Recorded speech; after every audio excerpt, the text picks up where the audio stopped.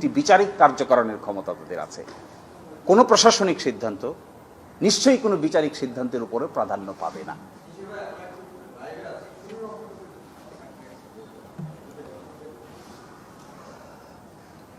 আপনারা নিশ্চয়ই জানেন যে 1 তারিখে 1 আগস্টে তড়িঘড়ি করে বাংলাদেশ জামায়াত ইসলামীকে এবং ইসলামী ছাত্র শিবির সহ তার অঙ্গ সংগঠনগুলোকে নিষিদ্ধ ঘোষণা করে একটি প্রজ্ঞাপন জারি করা হয়।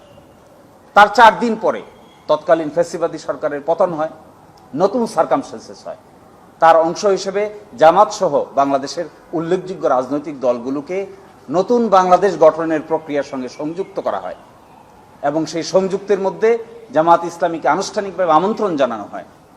তার অংশ হিসেবে রাজনৈতিক প্রক্রিয়ায় জামাত ইসলামী অংশগ্রহণ করেছে। ডিফ্যাক্টোভাবে কোনো নিষেধের কার্যক্রম আপাতত নাই। তারপরেও যেহেতু একটি আইনি পদক্ষেপ নিয়েছিলেন, এই আইনি পদক্ষেপটি প্রত্যাহার করার জন্য কিংবা বাতিল করার জন্য আমরাও আইনগতভাবে অগ্রসর হয়েছি এবং সেটি সন্ত্রাস বিরোধী আইনের 19 নম্বর ধারা অনুযায়ী আইনগত কি পদক্ষেপ হবে তা সেখানে বলে দেওয়া আছে।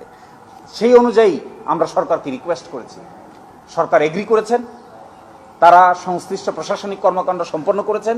আমরা আশা করি আগামীকালকের মধ্যে অথবা দ্রুততম সময়ের মধ্যে এই ব্যাপারে তারা আরেকটি প্রজ্ঞাপন জারি করে আগের এই প্রজ্ঞাপনটিকে বাতিল ঘোষণা করবেন।